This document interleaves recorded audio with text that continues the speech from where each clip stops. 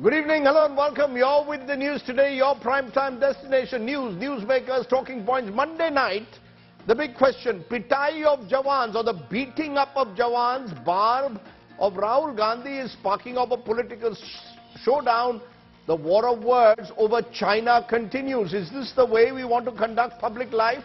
That's going to be a question we'll raise. Also, Lionel Messi, is he simply the greatest of all time after a weekend of spectacular football and a World Cup final for the ages? It's a question we'll raise. But first, as always, it's time for the 9 headlines at 9. The political showdown over Tawang and China's role escalates. External Affairs Minister Shankar takes on Rahul Gandhi over the China barb, insists the army is not on the LAC on his order, tells Congress to practice credible politics. If we were in denial, how is the army out there? Because the army didn't go there because Rahul Gandhi asked them to go. I mean, the army went there because the Prime Minister of India ordered them to go. Congress Chief Mallikarjun Kharge calls Prime Minister Modi a chuha. BJP hits back, says Congress can only abuse the Prime Minister. Row over Savarkar in Karnataka. Once again, Savarkar portrait put up in the State Assembly in Belgavi. Congress protest says why only Savarkar, include Nehru and Valmiki too. Triangular Chief Minister face fight in Karnataka. Congress now after Siddaramaiah and DK Shivkumar. Congress MLA Parmeshwaran endorses self as Chief Minister. Shivkumar says, I have no knowledge of his CM face pitch. The BJP guns for the Congress after 1984 Sikh riots. Accused attends Bharat Jodo Yatra meeting. Saffron Party says Jagdish Titler's presence shows this is a Nafrat Jodo Yatra. Another horrific murder similar to the Shraddha Walkar killing. 22-year-old woman in Jharkhand found chopped into bits. Husband and family members are held. But our top story tonight is the political showdown over Tawang that continues to explode by the day. Today, External Affairs Minister Dr. S. Shankar targeted Rahul Gandhi, the Congress chief. Slamming Rahul Gandhi's army ki pitai comment or the beating up of the army, the External Affairs Minister told the Congress to practice credible politics. The Congress in turn says that the government continues to run away from a debate on its China policy. Our top story tonight is how a critical, sensitive national security issue is getting caught up in a war of ugly words. At 13,000 feet, they are standing there defending our border. They do not deserve to have the word pitai. The word pitai should not be used for our Jawans. External Affairs Minister Shankar lashes out at Rahul Gandhi. Days after the Congress MP claimed Indian soldiers are at the receiving end in clashes on the line of actual control, Shankar has outrightly rejected the opposition leader's criticism of the union government's China policy. If we were indifferent to China, who sent the Indian army to the borders to defend us? So we have no problem if there is political differences, if there is even political criticism. I have heard sometimes that my own understanding needs to be deepened. When I see who is giving the advice, I can only bow in respect. What offended the minister most was Rahul Gandhi's use of the word pitai for the soldiers, which literally meant Jawans are being thrashed on the border. I think we should not directly or indirectly criticize our Jawans. Yeah. When our Jawans, sir, are standing, sir, our Jawans are standing, sir, in Yangtze, in Yangtze at 13,000 feet. At 13,000 feet, they are standing there defending our border. They do not deserve to have the word pitai.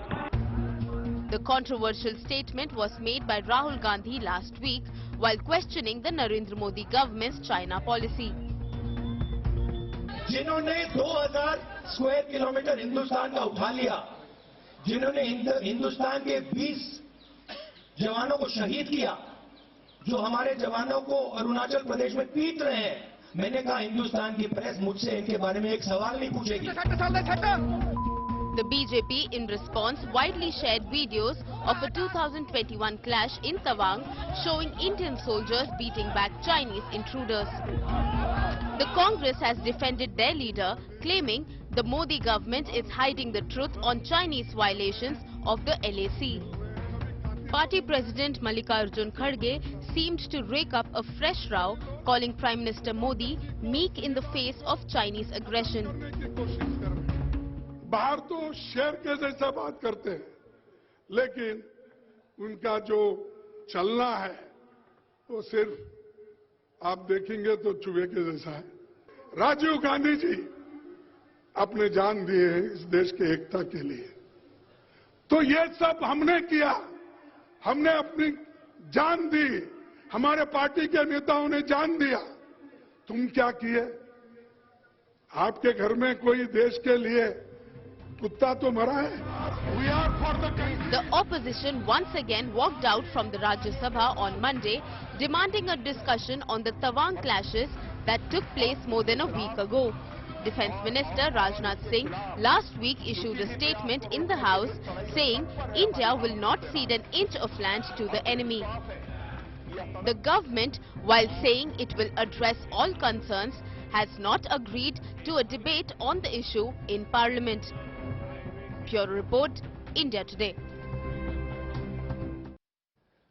Okay, I'm first going straight across to Geeta Mohan. She's our Diplomatic Affairs editor, to understand how this is all playing out at the moment. Geeta, it seems to be a war of words at the moment. How is it being seen by the diplomats in the Ministry of External Affairs that you're speaking to, particularly at a time when India has just taken over the G20 presidency? Well, Rajdeep, a very sensitive matter, like you pointed out when you began the show, now embroiled in a political storm. Having said that, we've covered these kind of incursions, transgressions and movements by the Chinese side into Indian territory, or what is the perception of the Indian side when it comes to LAC. And in the past also, when Bharatiya Janata Party was in the opposition, they have raised questions with regards to why were they not kept in the loop, why were they kept in the dark, which is what the opposition right now is also asking. It is not the content which is a bother, Rajdeep. It's how things are being portrayed and said, which certainly is a matter of concern. Dr. Shankar responding, giving a befitting response to the opposition parties today. But the critical matter over here is that tensions at the border, whether it is Ladakh or for that matter Arunachal Pradesh, only increasing, and the heightened tensions will reflect on India's G20 presidency in some way or the other. We're looking at about 200 meetings in over 50 cities, which would require Chinese participation in all those meetings. So let's see what and how things really pan out. When it comes to China, India's response has been rather sensible and quite, they weighed in all the pros and cons before making that statement on the clashes. Okay, Geeta, we'll come back to you for more. What you're saying essentially is India is playing very cautiously when it comes to the C word, i.e. China. Let's therefore turn to the politicians. In the studio at the moment is Shehzad Poonawalla, the BJP's evergreen spokesperson, Shama Mohammed, Congress spokesperson, and we're going to raise the big questions with them about this tu-tu meme and what it is doing really to the political climate around a sensitive issue like China. I spoke earlier to Pawan Verma, who's listening to him. He's a diplomat and politician, and I began by asking him, how do you see, Mr. Verma, the manner in which the India-China border standoff is getting into this bitter tu-tu meme between the ruling BJP and opposition Congress, the daily war of words? You know, Rajdeep, frankly, I am aghast with the reaction in India to the latest incursion of China and the clash we've had in the eastern sector. I mean, here is a collective threat to India from a country which sees India and will see India for the foreseeable future as an enemy with which we have to deal. And here we have a situation where the ruling party of the country, the BJP, accuses the main opposition of being in collusion with China, and the main opposition accuses the ruling party of being in collusion with China. I have rarely seen any country in such a situation, having such a juvenile, delinquent, unintelligent, and frankly self-defeating response. This has to end. In a democracy, the opposition has the right to interrogate the government, to ask for facts. But to say that the BJP is in hand in gloves with China, or for the BJP to say the Congress is being paid by the Chinese. Are we a democracy or a banana republic or a tin pot dictatorship?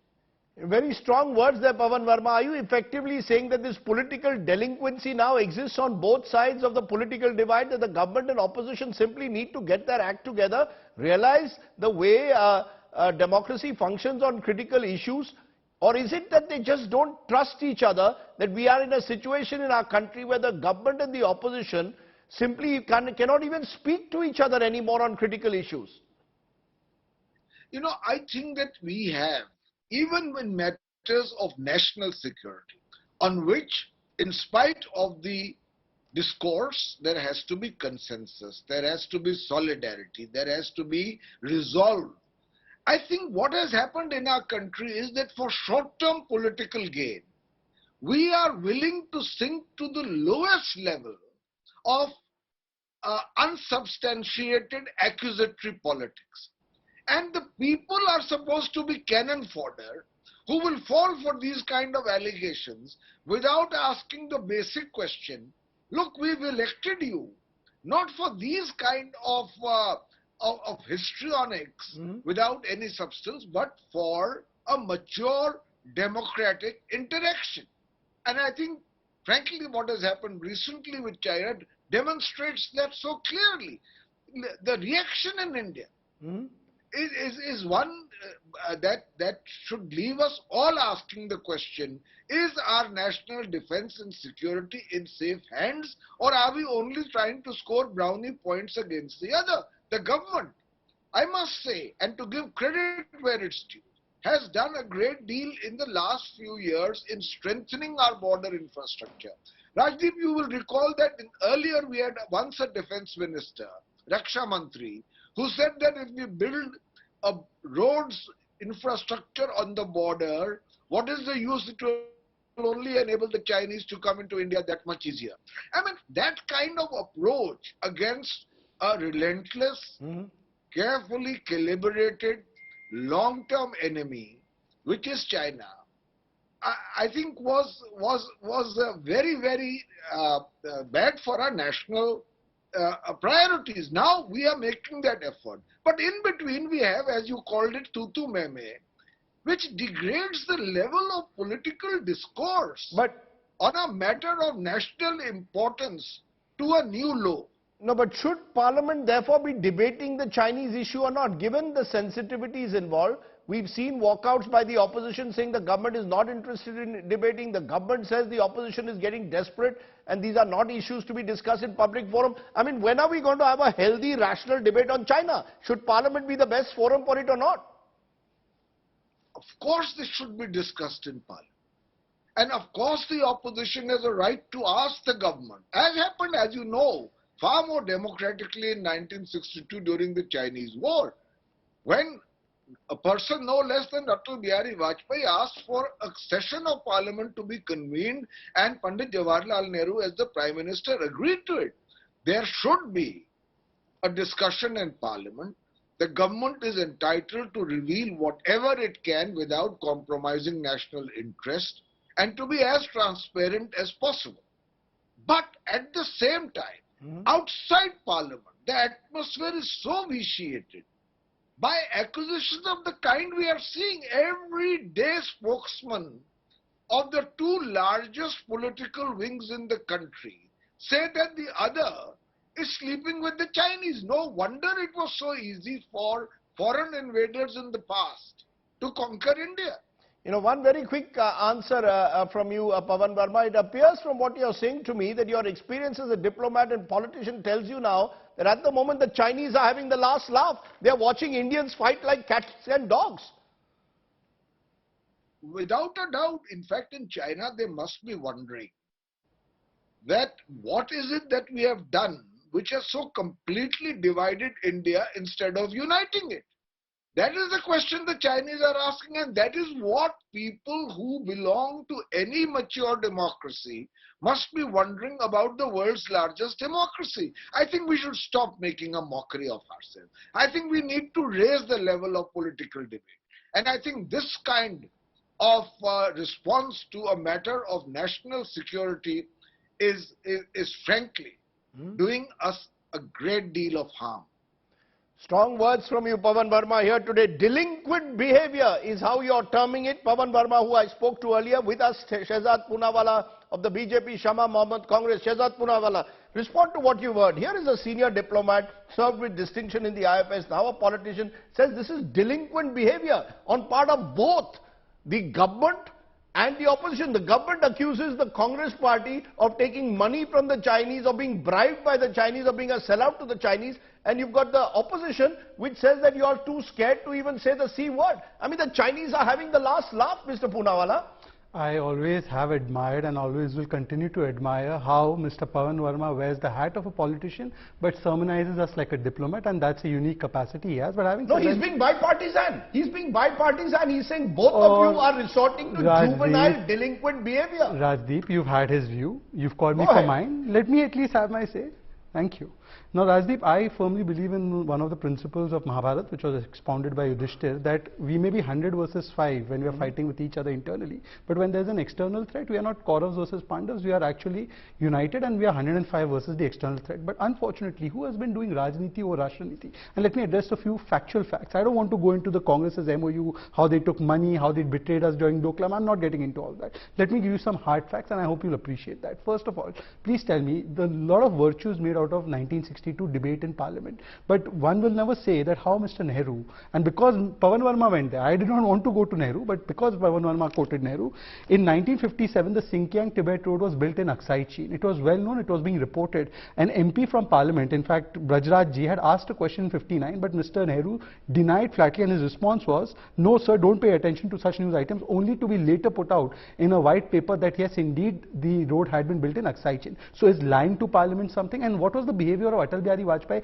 whenever we were facing external threats? Did he get up and say, give me the proof? But yes, when the surgical strike, and don't interrupt me, when the surgical strike was announced, not by the government of India, by the DGMO, by the way, Osama bin Laden was killed, Obama came and announced it. No Republican got up and said to Obama that Osama ki laash dikhao. But when the DGMO announces the surgical strike, what was the statement? Khoon ki dalali, surgical strike. Balakot airstrike is done. Air chief announces it. What was the statement? Proof dikhaiye. Pulwama is blamed on India, and Pakistan is given a clean. 26/11 was blamed on India. It was blamed on the RSS. This is the kind of Rajniti they do on Rashtra Suraksha. Now coming to the important point of Parliament. Now Rajdeep, you covered Parliament for a very, very long time, and Rule 186 Clause 17 of Parliament very clearly says that no issues that are of a nature and secret can be disclosed in Parliament, and therefore Mr. Chidambaram, when he made a statement on 26/11, no questions were asked, only a statement was laid. In the 210th session on 6 March 2007, when there was an Naxal attack on an MP, no discussion was taking place, only a statement was laid. In 26 November 2007, serial bomb blast in UP, 212th session, no discussion took place, only a statement is laid.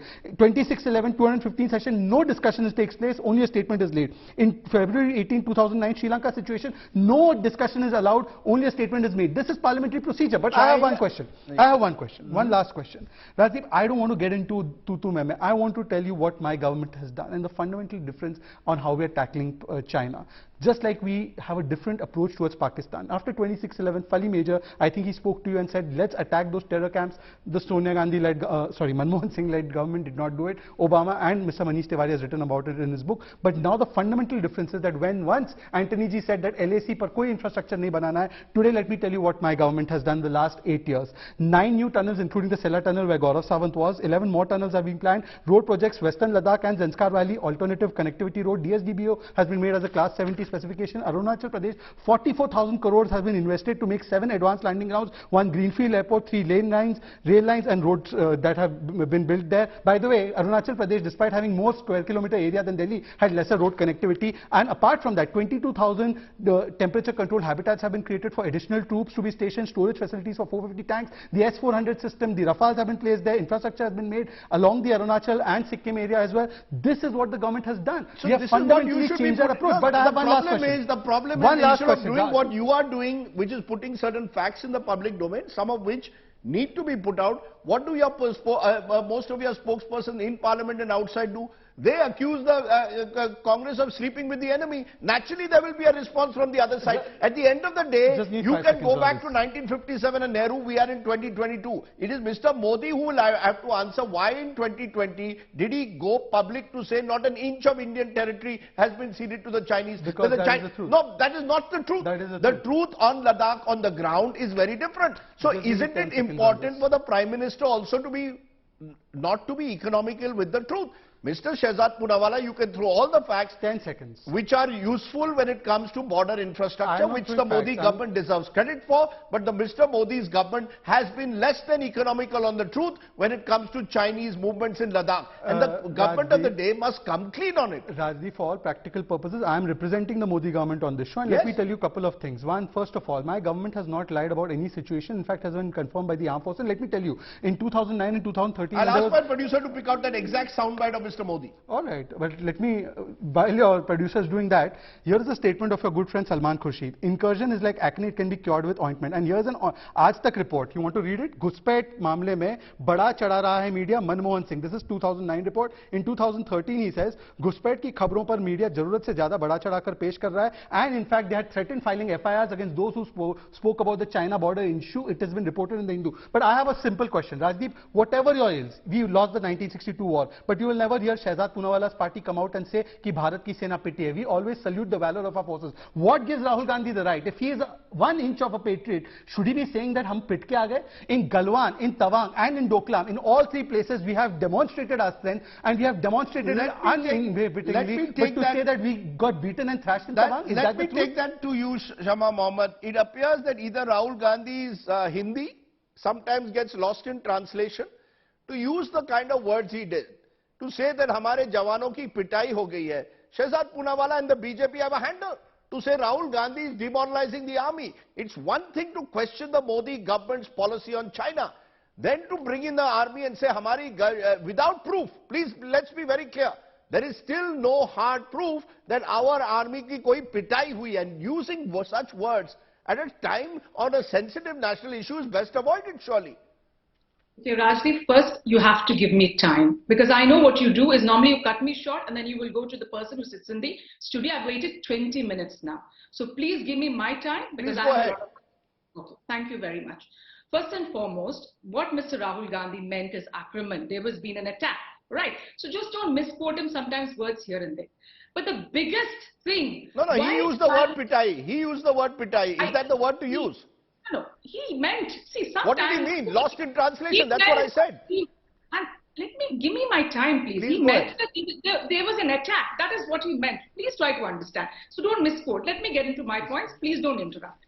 Now, why is China? You were saying that there has been issues before. Yes, there was during our time Chumar, there was... No, do you admit it's an unfortunate use of words? I don't think it's an unfortunate. He meant acrimony, so let's not get into it. Okay, I just want to continue with my point. Now, we had Chumar, we had Doklam. He was saying that we do not brief anything in Parliament. When we are asked to brief, we do it. We briefed on Doklam very much in Parliament. Now, what has happened after 2020 is after 64, we have never had fist fights. In 2020, 20 of our soldiers were killed. Let's understand that, martyred, all right, which has never happened before. Fist fights happen. But what did Mr. Modi say? Why is China emboldened? Because Mr. Modi and China has said the same thing, that China said we have not gone into their territory. Nothing has happened. Mr. Modi said, yes, the Chinese have not come into our territory and no army post was taken. So that is why they were emboldened. And he's saying that is the truth. It is not, because Mr. Shankar in 2 weeks' time said, yes, we need to go back to the status quo ante. So what does that mean? The status quo ante in May, because they have come into our land. That is what Mr. Shankar means. The other thing he keeps saying is that Rahul Gandhi has insulted. Now, one insult, of course, is Mr. Modi's these words, which has insulted the martyrdom of our soldiers, because that means our soldiers died for nothing. Number two, in 2017, during the Gujarat elections, before it, what did Mr. Modi accuse General Kapoor of? He accused former Army General Kapoor of treason. He said former Army General Kapoor, Manmohan Singh and Hamid Ansari colluded with Pakistan to overthrow the Bharatiya Janata government in Gujarat to put Ahmed Patel as the CM. And and General Kapoor had to come out and open and give out a statement. So when you accuse a former army general of treason or sedition, who are you accusing? The army of treason, the army of sedition. We have never done that. So let's not get into this tutu meme. What I want to clearly say this is not a BJP issue. This is not a Congress issue. This is an issue of our country and our Jawans. If we continue to do this tutu meme, there are more Jawans who will be attacked and they will be killed. We do not want that. Okay. He said that we have built so many infrastructure things. We built this road, we built that, we built this. We have built during our time the 2,000-kilometer Trans-Arunachal Highway. But having said that, he has built all this. I am asking you, let me finish, Shehzad. I did not interrupt. You have the decency. In 2020, we had this attack. What does it say? Intelligence failure. We did not know they were coming to attack us. Now, we again had one just day before. I mean, on the 9th. So, where is the intelligence here? If you build so many things, let me finish. No, you have 1 minute more only. Why did we not know about this? Rajdeep, this is not how it is. No, you have 1 minute more only. Why did we not know about it? When it happened on the 9th, which was a Friday, you can brief the parliament on the 12th, which is Monday. But we came to know from various news journalists have been putting it out. I think Hindu had put it out. Then we got a statement on Monday. Our question today is, when the Chinese are inside Arunachal, which I am not saying, satellite images are showing the Chinese are deep into Arunachal. Tapir Gao, their MP, in 2019 said they have come 50 to 60 kilometers into Arunachal. My members of parliament, my prime minister and the media is not talking about it. I do not want to be on the wrong side of history, so I'm going to talk about it. Okay, so you know that fact. Ma'am, you've had your time. They are inside us. The images you've had your time and it's equal time. Why we are not discussing this is our question. Shama Mohammed, you've had your time. Producer, we move on. The question therefore, Shehzad Poonawala, is quite simply this. It is one thing to have a parliament debate. Right. It is another. You may not want a parliament debate for whatever reason. There is a question of an all-party meeting that you can hold. You can have briefings that can be held in private. At the moment, the government of the day doesn't seem to be interested in even discussing these issues in parliament and outside. And because there is this complete lack of communication, therefore what is happening in public fora, you've got one person accusing the other, using unseemly language against the other. Is this the kind of language we want to hear? And is this the kind of accusations that we want to hear in a manner that only leave, as I said, the Chinese are the only ones laughing their way? That we have become a country where the government and the opposition cannot even talk to each other on sensitive issues. Do it behind closed doors, but do it for God's sake. May I now come in? We did have an all-party meeting at the situation of Galwan. After that, some members of parliament still came out and said that no, what the government and the armed forces is saying is wrong, and only Indian soldiers were martyred. There was no attack or there was no killing of the Chinese soldiers. Even the Australian and United States and Russian reports acknowledged that 45 of the Chinese soldiers had been killed. But you had an opposition. After getting it from the horse's mouth, the armed forces, the DGMO announced the statement on surgical strike, but they still doubt. So are they going to be satisfied with this statement? Secondly, now let me complete, Rajdeep, please. I have some important interventions to make. She spoke about Mr. Tapir Gao's 2019 statement. Here is the full statement in 2021. China occupying areas since 1980s, the construction of villages in Arunachal is not new, and in fact his tweet, here is the tweet of 2021, he says that no incursion has taken place during the Modi era, it has all taken place during Nehru's time. No, that's not... Because he claimed he was misquoted. The fact was when it became an embarrassment. Let's be honest, satellite images do show Chinese construction taking place in Arunachal. I'm not saying it's new. I'm not saying it's new, but you've got to address these questions. And Shama's questions are there. Let me answer. Quick response, please. I've got time limits. The report that had quoted that satellite image, it was an NDTV report. In the first paragraph, it said that a village has been occupied since 1959. Pura padhte nahi hai na ye log. Sun lijiye, please don't interrupt. Now, thirdly, she said Rahul Gandhi has been misquoted. Even though your Hindi is also not that great, but you have also said... No, I take strong offense to that. I take strong offense. I have made a practice, a real effort to improve my Hindi. And we will keep claiming Rahul Gandhi has been misquoted. Personally, I was just trying to have a lighter moment. Please go ahead. No lighter moments, please. Okay, no lighter moment. If Pitai means acrimony, then Rajdeep, please tell me, what does Sadak Ka Gunda mean for army chief? And what does Khoon ki dalali mean for surgical strike? And what does Cheel Kauve Mare mean for Balakot? And what does internal operation mean for Pulwama? Homegrown terrorist mean for Pulwama? Iska bhi translation humko sikha do. Aapki Hindi achhi hai, Shama ki to aur bhi achhi hai. Ab now last me, let me tell you that what the Congress party did. The Congress party, ever since it has got Chinese funding and signed a Chinese MOU, they have given off Tia Pangnak, Doom Cheli, 640 square kilometers were encouraged upon, and this was written by Shyam Saran in his book, and at that time there was no effort made to get that land back. In fact, 30,000 square kilometers was given up by them in Aksai Chin, and they come and they patronizingly talk to us about what they are, what we are doing about China. I am saying that I have said so much infrastructure, and the Trans-Arunachal Highway, by the way, the Trans-Arunachal Highway, please read the reports, it was still ongoing in 2021. It was only after the Modi government has come to power that we have taken real interest in the development of infrastructure. This is the problem. It was an ongoing project that the Modi government has taken forward. But Shama Mohammed, the question therefore is, just as the government needs to be more willing to share information, even if it's in closed doors with the opposition also needs to realize not every issue that happens needs to be made into an anti-Modi issue. The Prime Minister of the country at the end of the day it's the army at the end of the day rather, which is there in Arunachal, which is there in Ladakh. Allow the Indian army to function as a professional army without the Congress party trying to coarsen the debate by making accusations that can be turned, to say Jawano ki pitai hui is an unfortunate statement.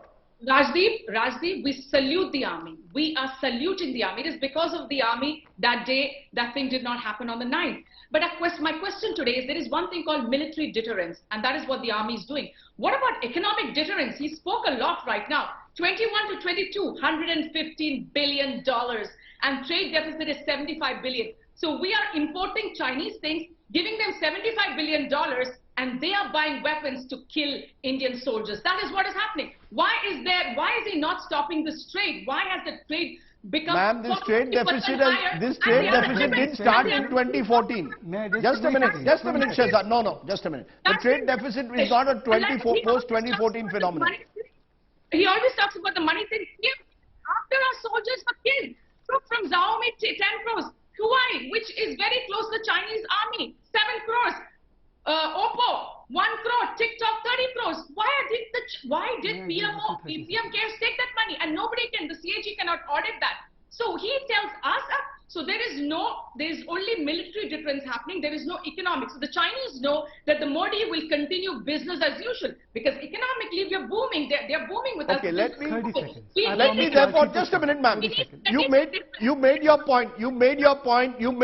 I have 30 seconds, Shahzad Poonawala. Shama Mohammed makes an important point that the trade policy of this government on China.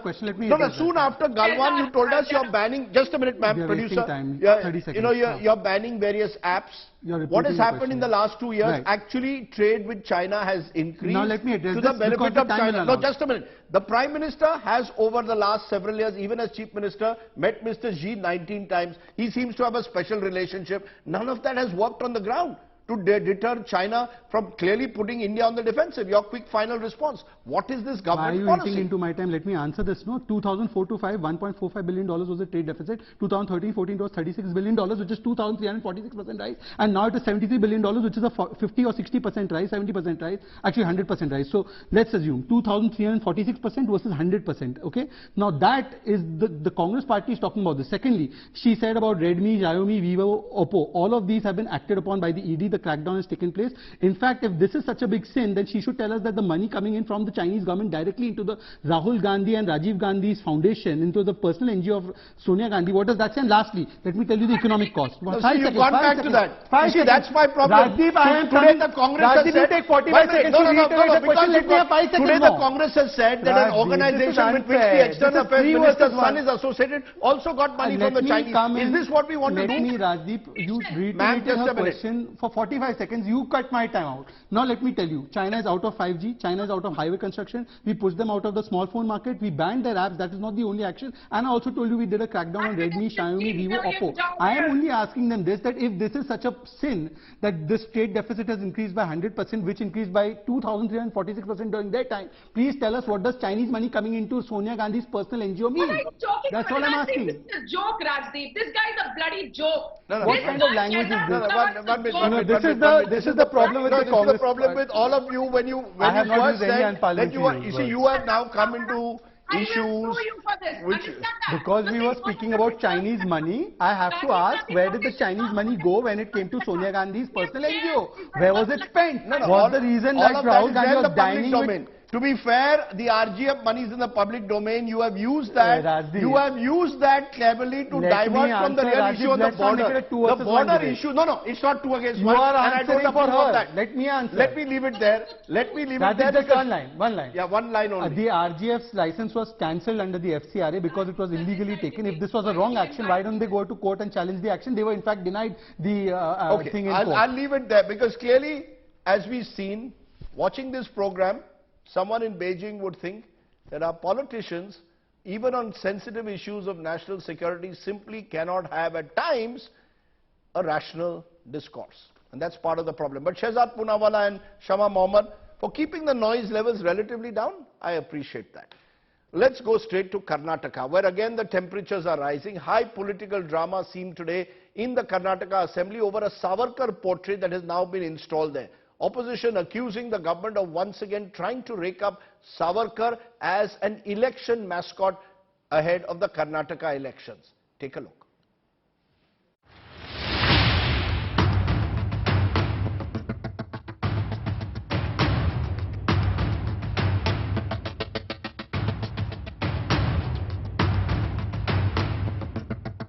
Showdown over Savarkar once again. The BJP government in Karnataka unveiled a portrait of freedom fighter Vinayak Damodar Savarkar in the State Assembly in Belagavi. The portrait of the Hindutva ideologue is placed next to Speaker's chair in the Suvarna Vidhan Sabha. The Congress staged protests outside the Assembly against the unveiling of the Savarkar portrait. Leader of opposition Siddaramaiah called Hindutva ideologue Savarkar a controversial figure. It is not a protest. It is our demand to put portraits of national leaders and also social reformists. The Congress alleges that Savarkar was involved in Mahatma Gandhi's assassination. The Grand Old Party accused the Basavaraj Bommai government of pushing saffron agenda. There are other important leaders who are freedom fighters, who have contributed for the independence, and their photos also have to be there. Chief Minister Bommai has said that the decision to install Savarkar's portrait was taken by the Speaker. He said that the government will reach out to opposition parties in a bid to end the stalemate. ನನಗೆ ಗೊತ್ತಿಲ್ಲ, ನಾನು ಇನ್ನೂ ಈಗ ಬಂದಿದ್ದೀನಿ, ಪತ್ರ ಏನು ಬರೆದಿದ್ದಾರೆ content ಗೊತ್ತಿಲ್ಲ, ಆದರೆ ಅದು ಸ್ಪೀಕರ್ಗೆ ಬಿಟ್ಟಿರುವಂಥ ವಿಚಾರ ಈ ವಿಧಾನಸಭೆ ಒಳಗಡೆ ಇರುವಂಥದ್ದು. ನಾನು ಸ್ಪೀಕರ್ ಹತ್ರ ಮಾತಾಡ್ತೀನಿ, ವಿರೋಧ ಪಕ್ಷ ನಾಯಕರ ಹತ್ರ ಮಾತಾಡ್ತೀನಿ. Even as Karnataka heads for elections next year, the BJP and Congress have crossed swords over Savarkar. The installation of Savarkar's portrait has set the stage for a stormy assembly session in Karnataka. Bureau Report, India Today. Is he now, has he settled that debate, the greatest of all time or the greatest certainly of the 21st century? I think with the win of World Cup yesterday, I think he's definitely settled and he is the greatest of all time. I think he's won everything in club level. He's played in one of the toughest league in Europe, and he's won everything with Barcelona, now with PSG. And one trophy that was missing was World Cup. And after winning World Cup, I think he has proven that he's greatest of all time. No, you're saying greatest of all time, Baichung, which means you're saying that he's greater than Pele, who won 3 World Cups, greater than Maradona, who many believe won Argentina World Cup virtually on his own. Or should we be at all comparing generations? Are you saying now Messi can legitimately claim that he's greater than the Peles, the Maradonas, the Zidanes? It's a bit unfair, but I think he does deserve to be the greatest of all time, because if you look at Pele and Maradona, in fact, Pele never played in toughest league, which is in Europe, and Maradona, I think he's won the World Cup single-handedly in '86. But if you look at club-level tournaments, I don't think Maradona has also won so many as what Messi's already won. So if you look at overall, with the club performance, individual performance, number of goals, just not scoring goals, but also assist what Messi's been doing for his club and the country, and then winning this World Cup, I think that itself really proves, and I completely support that. For me, I think Messi is greatest of all time. Okay, Ayaz Baichung set it up. He's very direct today. He's saying Messi is the greatest of all time, which is a huge statement to make, but I've been hearing it over the last 24 hours. I was in Doha. I spoke to a football expert from England who believes, yes, Messi should be seen now as the GOAT. Well, I mean, Rajdeep, if you look at the array of titles that he's won, and the one thing which was eluding him was the World Cup, and there's always this criticism against Messi, even against Ronaldo, that they play superbly for their clubs, but when it comes to playing for the country or in the World Cup, then they are lacking something. And in this World Cup, in the sunset of his career, in the winter of his career, Messi showed that he had it in him. He was the glue. He was the mastermind. He had just such a superb tournament. Yes, starting with a missed penalty in the first game to finishing on the winning side, it's been a compelling story. And I think, in many ways, it reminds me of Sachin Tendulkar's presence in the 2011 World Cup, which India won in Bombay, the Cricket World Cup. Yes, apples and oranges, but after 24 years, Sachin finally finished with the World Cup after 6 attempts or 7 attempts, whatever it was. And here's Messi. 2006, he played his first World Cup. In 2022, he finally gets to put his hands on the coveted trophy. And I think whatever else happens, the GOAT issue will be debated. But Lionel Messi has now become Saint Leo where the Argentinians are concerned. I don't think that he can do any wrong from here. He's become the most iconic player. I think he is, if not dislodged Diego Maradona, he's certainly standing alongside him as the greatest Argentinian footballer. And then, of course, I won't cross swords with Baichung. If he says he's the greatest of all time, I'll say, hey, yeah, I can support what Baichung is saying. He's now been called Saint Messi of Rosario. I was with some Argentinian fans yesterday, and they said, look, Maradona for us is our ultimate folk hero. He is one of us in a way. Messi, of course, played a lot of his football outside Argentina and perhaps was seen not to have been as obsessed with the Argentinian identity as Maradona was. But Baichung Bhutia, what sets Messi apart?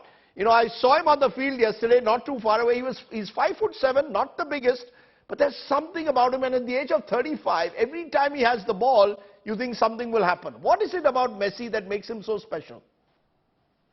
First of all, Rajdeep, I think we did see you on the stadium on your Twitter handle, and you were also carrying France national team flags. So yeah, I was being a good politician because I had French fans on one side and Argentinians on the other. Argentina jersey and a flag and Argentina T-shirt and a French flag, which was actually quite a good thing for a neutral person. I think it's good to support both the teams, and I think at the end football won. But again, I think Messi, I think today football in this era, I think football is a very, very competitive sport, and comparing to other sports as well, it's the only global sport in the world, and and I was reading about greatest of all sports person in one of the survey which was done, and Messi was actually named the greatest of all the sports person.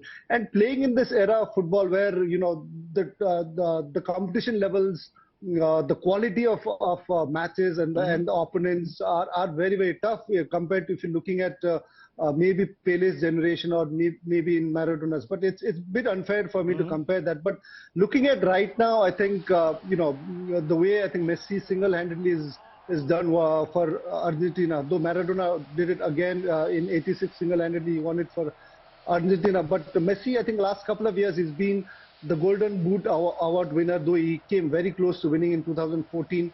2018 he lost out, but again he had a good contribution for the national team. So overall, if you look at the era and the kind of competition he's got, I think it's not easy. So that's why I feel that with with so much of organized and with a lot of data, with a lot of research, a lot of teams, every team's got a lot of I think quality defenders. And in this era, to really do what Messi's done, I think it says that he's definitely the best. I've got a list that was prepared, Ayaz Memon, this morning with some friends of the greatest sports person of the 21st century. And we threw various names: Messi, Ronaldo, who we've often forgotten now almost, Federer, Nadal, Djokovic, Serena Williams, Usain Bolt, Michael Phelps, the swimmer, Sachin Tendulkar, Tiger Woods, Lewis Hamilton, all greats. You know, we've been very privileged to watch them. Do you think Messi is, because of what Baichung said, that football is played in every corner of the globe, perhaps has the edge over the others?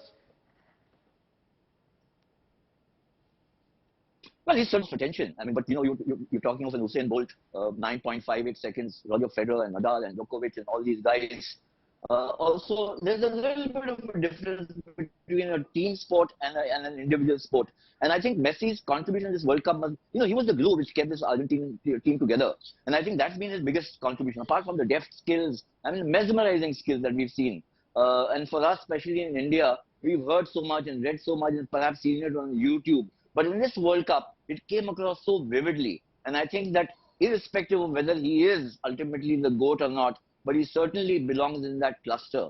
And it's a matter of opinion from there, who you pick as number 1 or number 2 or number 3. But this elite cluster certainly has Lionel Messi there. So do you think that the debate is worth having, or do you believe that the debate in itself is pointless? How do you compare different athletes across sports, Ayaz, at times? You know, each one of them, you know, has redefined their own sport. You know, Tiger Woods in golf, Federer, Nadal, Djokovic in tennis, Serena Williams. How do you even compare sports persons? That's true. I mean, even somebody like a Serena Williams, you know, some would argue that she's the greatest sports person of this century. I mean, sure, you know, maybe playing in a different gender group, so to speak, but for sheer achievement and for the sheer tenacity over a long career and to keep on winning and winning and winning, it's an extraordinary achievement. So I think these are what I call, you know, I mean, extraordinary athletes. And it's unfair at one level to say, can you compare one with the other? I would desist from doing that. I think it's a fantastic cluster. You know, the names that you mentioned, we can add 1 or 2 here or subtract 1 or 2. But these are people who inspire the whole world, not just in their particular, you know, vertical or the sport that they play, but by sheer dint of work over decade, 2 decades, maybe 25 years, as to what is humanly possible. I think that's really the biggest message that these athletes send out.